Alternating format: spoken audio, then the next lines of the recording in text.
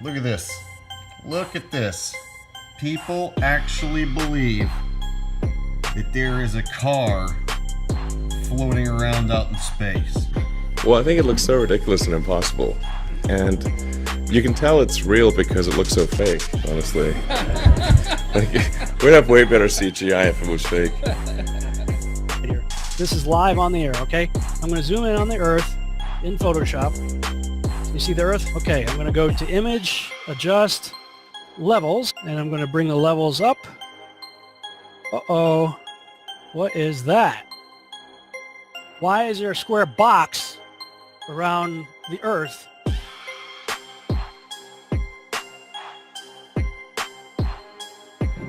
It is Photoshopped, but it's has to be. It is Photoshopped, but it's has to be. It is the world that has been pulled over your eyes to blind you from the truth. What truth? That you are a slave, Neo. Like everyone else, you were born into bondage, born into a prison that you cannot smell or taste or touch. A prison for your mind.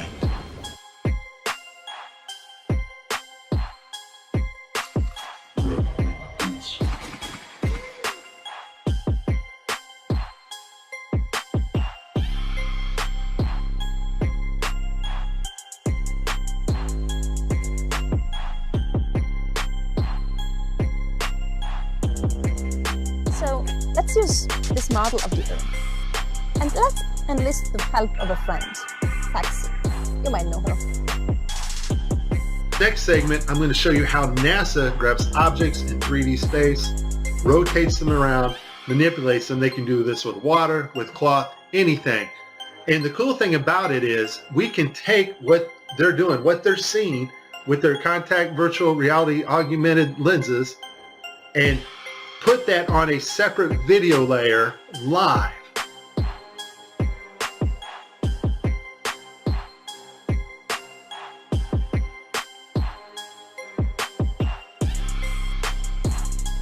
Okay, I have a lot of Tim Peake screw-ups, but this one here, the system glitches, the software does not track his hand properly, and Tim slips his hand underneath his other fingers, which is tightly holding onto the mic, which would be impossible.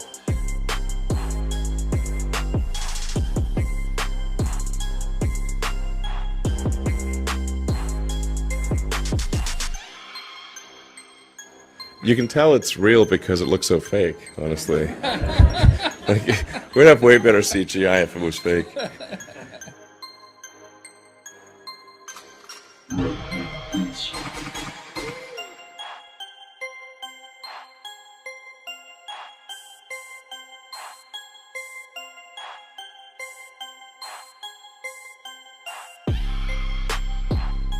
Just another example of NASA faking space. Let's take a look here at this supposed image of Jupiter. Nothing more than CGI fakery. The supposed auroras. Again, at NASA's official website, where it states Hubble captures vivid auroras in Jupiter's atmosphere. Here's the problem. The date of June 30th, 2016. Now take a look at this. Another so-called official image of Jupiter. This one's from back in 2014. You see the problem here? Now let's take a closer look at the supposed two images provided from NASA of Jupiter. All the clouds are in the same exact position. Here's a side-by-side. People can't see what's taking place here with NASA. Nothing more than fakery. I mean, give me a break. This is a complete insult. If you have a brain in your head.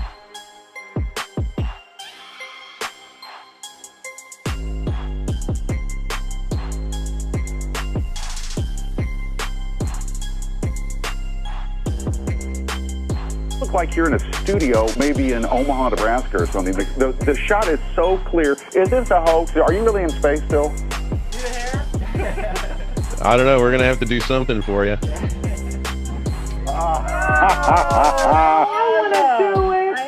Oh, yeah, I can do that. Watch this. Is this a hoax? Are you really in space still?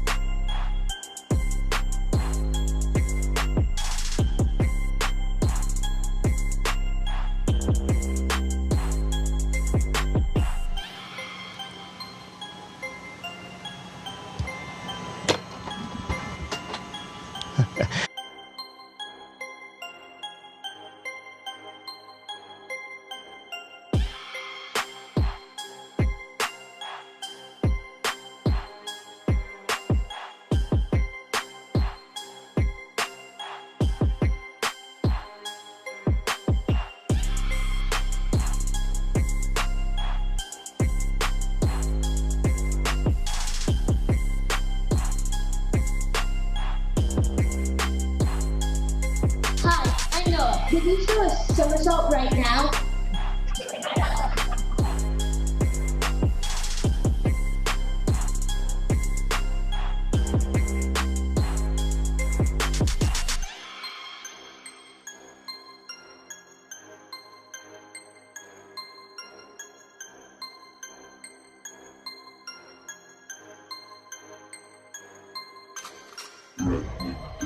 Is this a hoax? Are you really in space still? See the hair? See the hair? And they just start making stuff up. Yeah. Like that Neil Armstrong guy. Have you seen him on the talk shows? Neil Armstrong, you mean the first man to walk on the moon? Talk about a fish story. Man, and they're buying it. Oh, yeah.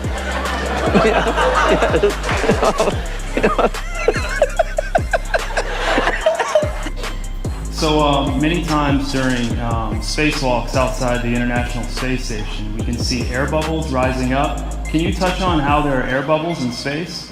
Can you be more specific? Air bubbles?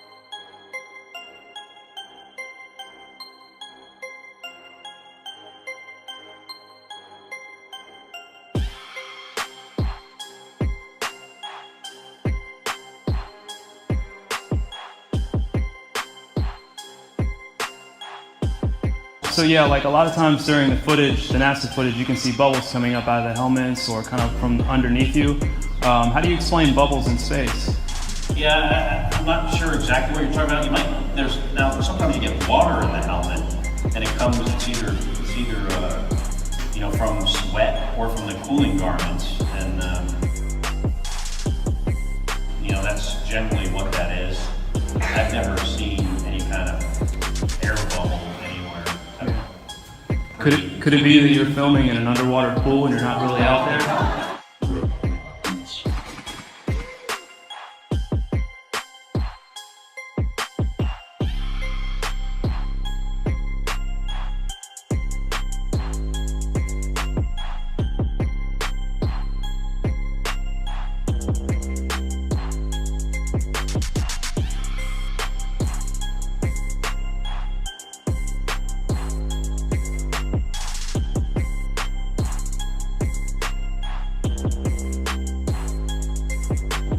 Let me tell you why you're here.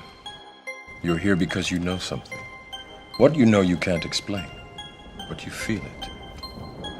You felt it your entire life, that there's something wrong with the world. You don't know what it is, but it's there, like a splinter in your mind, driving you mad. You're a coward and a liar and a thief.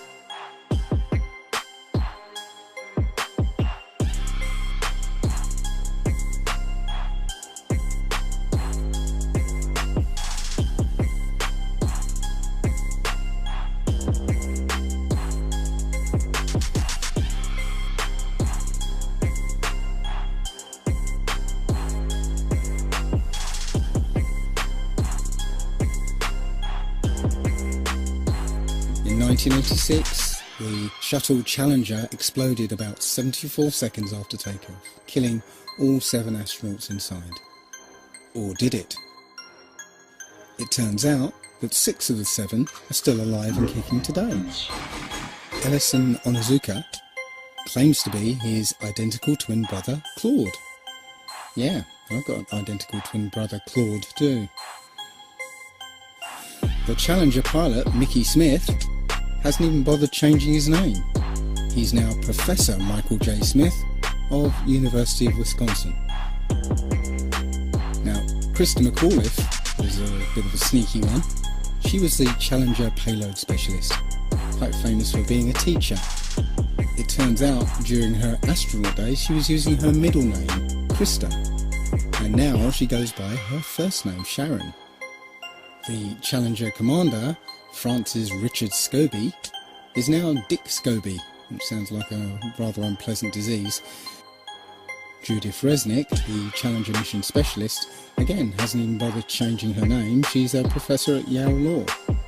And finally, Ronald McNair, another Challenger mission specialist, claims to be his identical twin brother, Carl McNair. What are the odds? So there I was, just minding my own business, looking at Google Earth, and this big, snow-covered monstrosity is staring me in the face like, why is that covered in snow? So I keep digging a little bit deeper, and I finally get underneath this cloud cover here, and a few images pop up. And I say, oh, images, what are they? Well, this is what you got, which I'm sure that looks familiar to you, right? Looks just like the pictures they give us of Mars. So I'm just kind of creeping around here and definitely noticing the same kind of undulation changes and same kind of rock, same kind of dirt. The only thing that's missing is that nice little red tint that they pay somebody $150,000 a year to put on there. So I'll keep kind of going through here and see if it... What the...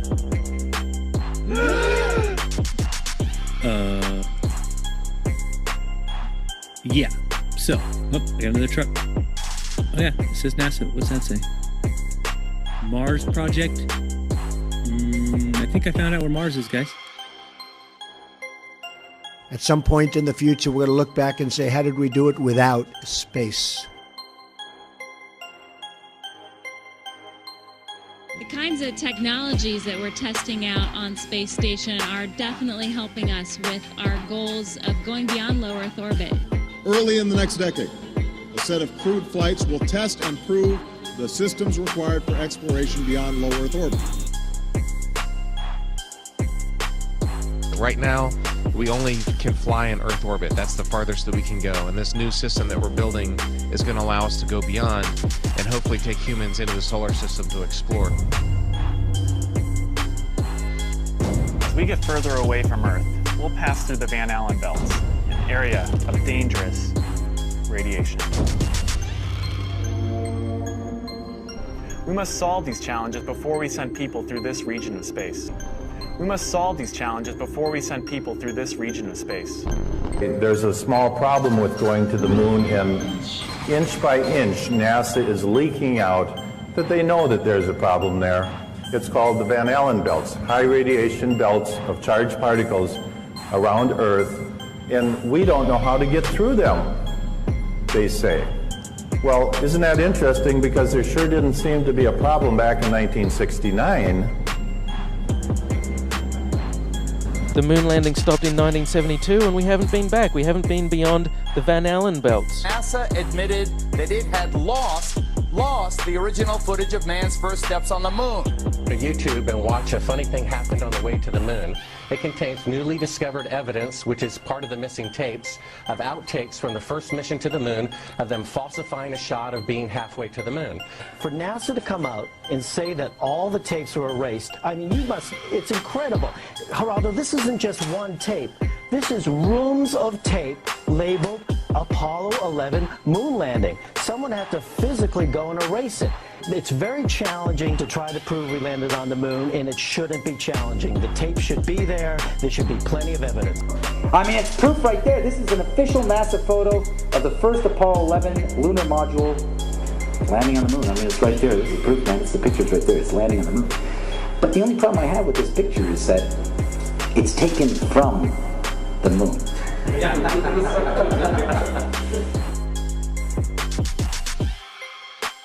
People who believe they saw the landing on the moon because they heard it on the radio.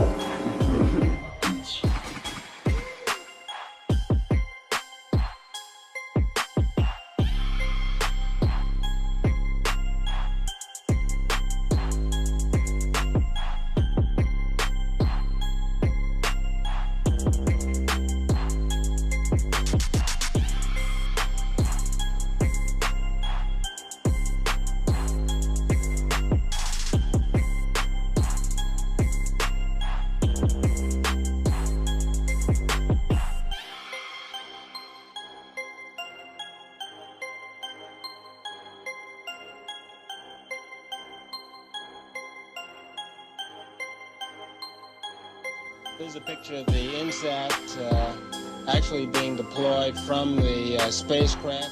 Did you see it in the background? There was a guy in the background, man. I'm not kidding you. You can't deny that that's someone in the background. There's a guy moving in the background.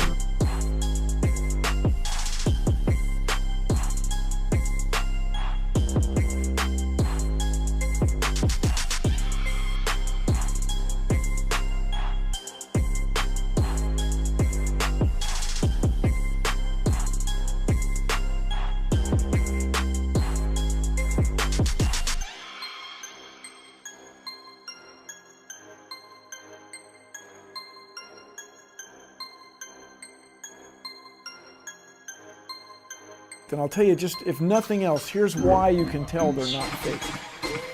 Just to create the paperwork, that amount of paperwork would make faking it prohibitively expensive. No one could afford to generate that much documentation. All of that happened in a little town called York, Maine, across the United States from where we're talking to you right now. Across the United States from where we're talking to you right now. My research of the last year has led me to the conclusion that not even low Earth orbit is possible, that the International Space Station is a hoax, and all manned space travel is fake. First though, let's have a look at the International Space Station. I want to talk about some of the anomalies I see there.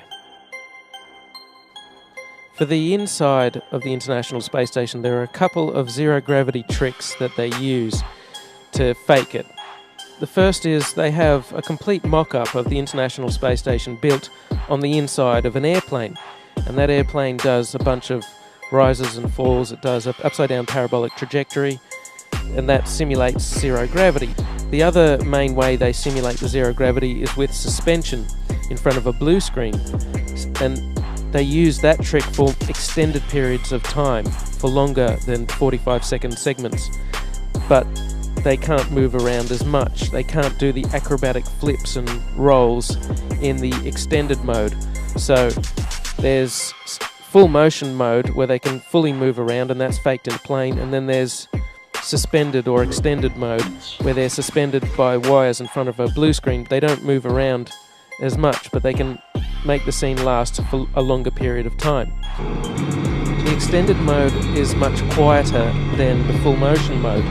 In full motion mode, you can actually hear the sound of the jet engines, the engines of the airplane. In every single scene of full motion mode, in every segment of the International Space Station, you can hear this loud sound, the sound of jet engines. You could argue that it's the air conditioning system. Not even an office air conditioner is that loud. And why is there a loud sound in every segment of the International Space Station?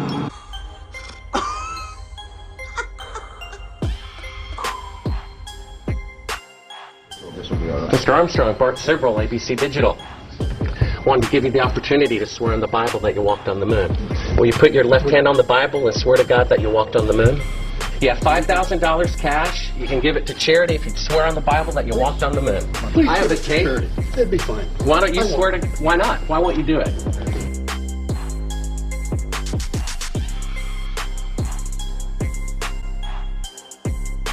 The Earth supposedly 23.4 degrees on its axis. And that leaves you, of course, the occultic number, again, 66.6 degrees off.